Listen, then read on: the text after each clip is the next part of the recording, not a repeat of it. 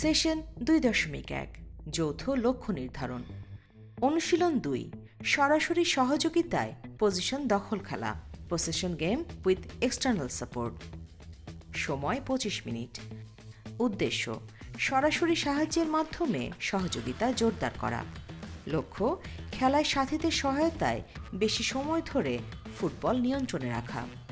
নির্দেশনা এখানে 4টি বা 6টি কোণ দিয়ে একটি ছোট ফুটবল মাঠ বানাতে হবে।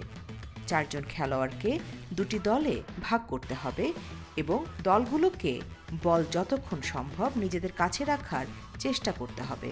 2 জন খেলোয়াড়কে মাঠের দুই পাশে রাখুন, যাতে তারা দলগুলোকে বল ধরে রাখতে সাহায্য করতে পারে।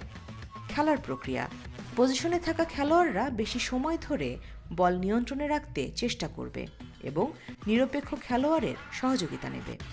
এই খেলার সময়ে একজন খেলোয়াড়ের পজিশনে থেকে বল সর্বোচ্চ স্পর্শ করার সুযোগ থাকবে না। দ্বিতীয়বার খেলার প্রক্রিয়া, এবার সর্বোচ্চ স্পর্শ 1, 2 বা 3 বার প্রচলন করুন। নিরপেক্ষ খেলোয়াড়দের সহযোগিতায় পজিশনে থাকা খেলোয়াড়রা দীর্ঘ সময় ধরে বল নিয়ন্ত্রণে রাখার চেষ্টা করবে।